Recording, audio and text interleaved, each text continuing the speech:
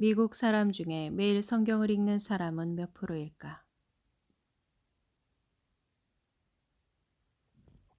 미국 사람 중에 매일 성경을 읽는 사람은 몇 프로일까? 10%, 20%, 30%? 놀랍게도 1%다. 미국 사람 중에 84%가 천국이 있다고 믿는다. 하지만 천국을 위한 삶은 살지 않는다. 성경을 읽는 1% 중에 말씀대로 사는 신자는 또 몇 프로일까? 100명 중에 하나, 1000명 중에 하나다. 그리스도인들이 실상 얼마나 취약하게 살고 있는지 보여주는 통계다. 또 다른 재미있는 통계도 있다.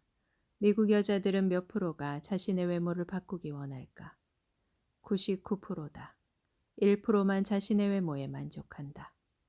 SNS의 영향력이 높아지면서 복음을 전파하려는 선한 목적도 많지만 자기를 선전하고 경제적 이익도 추구하려고 예수의 이름을 이용하는 교사들도 있다. 이들 중에서 가짜 교사와 진짜 교사를 어떻게 알아볼 수 있을까? 거짓 교사들의 누룩을 자꾸 받아먹다 보면 자신도 모르게 감염되기 때문이다. 위조 지폐를 어떻게 구별해낼 수 있을까? 진짜 지폐에 대해 정확하게 알고 있어야 한다. 가짜 교사를 알아보는 좋은 방법도 진짜 교사를 알아볼 수 있어야 한다. 성경에 명확하게 기록된 말씀일지라도 거짓 교사는 현란한 화술로 뒤집어 버린다. 거짓 교사의 특징 중 하나는 성경에 기록된 말씀을 부정하거나 변질시킨다. 성경을 잘 모르는 신자들은 그 말에 현혹되어 따라간다. 십계명 무용론, 11조, 방언, 휴거 등등 성경에 기록된 사실들을 조롱하는 교사들이 많이 나타났다. 나의 신념을 관철시키기 위해 말씀을 인용하거나 왜곡하는 것은 전형적인 거짓 선지자의 부류에 속한다. 지금은 영상의 시대로 눈으로 보는 것을 선호하는 시대다. 책은 따분해서 읽지 않는다. 특히 성경책이라니 감각적인 영상에 길들여진 사람들이 어떻게 성경을 읽고 앉아 있겠는가? 말씀을 모르니 어떻게 분별해낼 수 있을까? 심지어 신부단장을 하는 신자들도 말씀을 읽지 않는다. 너무 바빠서 기도할 시간도 없다고 한다. 그럼에도 불구하고 유튜브에 있는 흥미로운 영상에 대해서는 빠짐없이 시청하고 있다. 많은 정보를 알고 있으면 마치 신부단장하는 것으로 착각한다. 그러나 빛나고 깨끗한 세마포 옷은 수많은 영상들을 시청한다고 준비되지 않는다. 예수의 피와 말씀으로 거룩해지고 온전해지며 성령의 권능으로 합당하게 살아갈 수 있다. 매일 말씀과 기도가 없는 신부 준비라면 미련한 다섯 처녀처럼 기름이 떨어지고 예복은 점과 흠으로 얼룩지게 만들 것이다. 지도를 보고 길을 찾는 것을 독도법이라 한다. 지리산이나 설악산처럼 큰 산 속에 들어가거나 야간에는 길을 잃는다. 이때 필요한 것이 지도와 나침판이다. 지도는 나의 위치와 전체를 보여주고 나침판은 갈 방향을 표시한다. 수많은 미혹들과 거짓 교사들이 난무하는 정글에서 올바른 표적과 방향을 구별하여 낼 수 있어야 한다. 그것이 바로 하나님의 말씀이다. 말씀에 대한 올바른 지식이 없으면 다른 방향을 가면서 올바른 길이라고 착각한다. 철로 역정의 길에는 수많은 덕과 미혹들이 있다. 방향성이 잘못되면 내가 가는 길의 끝에 예수 그리스도 대신에 다른 사람이 있을 수 있다는 것은 매우 위험한 일이다. 그만큼 많은 악한 영들이 풀려나와 거짓과 진리 사이의 영적 전쟁이 치열하다. 필자가 포스팅을 작성할 때 가급적 말씀을 추가하는 이유도 독자들은 지루해할지 모르지만 말씀이 생명이기 때문이다. 거짓 교사의 특징 중 또 하나는 이익을 탐하고 희생을 하지 않는다. 예수님의 말씀이 바울의 서신보다 인기가 없는 이유도 십자가와 희생을 말씀하시기 때문이다. 신자들은 쉽고 편한 길을 원한다. 거짓 교사들은 또 불법적이고 반도덕적인 경향이 있다. 나쁜 열매를 맺는다는 의미다.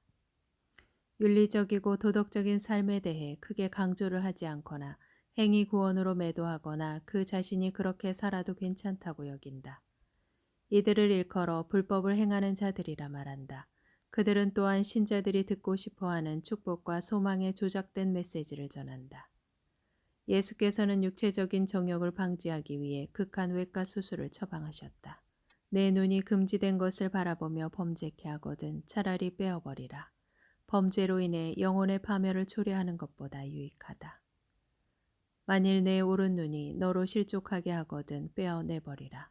내 백체 중 하나가 없어지고 온몸이 지옥에 던져지지 않는 것이 유익하다. 10계명에서 가장 작은 계명은 6계명, 7계명인데 바리새인들은 몸으로 짓는 행위적 차원에서만 이 계명을 지켰다. 누가 율법과 10계명을 만드셨나? 율법과 계명을 해석하기에 가장 적임자는 만든 사람이다. 그분은 하나님, 곧 예수님이다.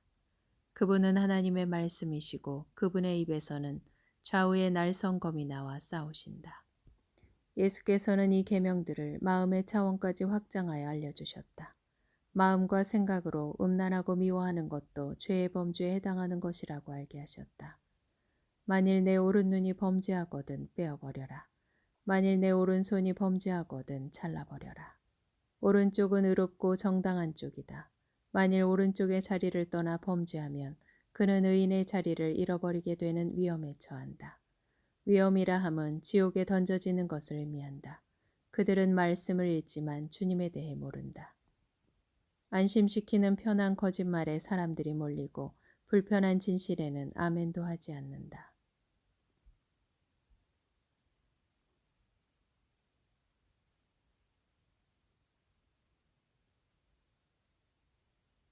금지된 것을 바라보지도 말라. 금지된 것을 바라보는 것이 죄를 잉태하는 것이며 죄의 시작이다. 극한 외과 수술 처방은 반드시 범죄를 해서는 안 된다는 의지의 표현이다. 현대 교사들의 가르침에 의해서 이 말씀들이 얼마나 희석화되고 심지어 조롱의 대상으로 삼았는가. 말씀을 읽는 그대로 읽고 해석하고 지키십시오. 자꾸 합리화시키고 희석시키지 마십시오. 빛나고 깨끗한 세마포 옷을 어리석음 때문에 더럽히지 마십시오. 복받은 사람들아, 세상이 창조된 때로부터 너희를 위해 준비된 나라를 상속받으라.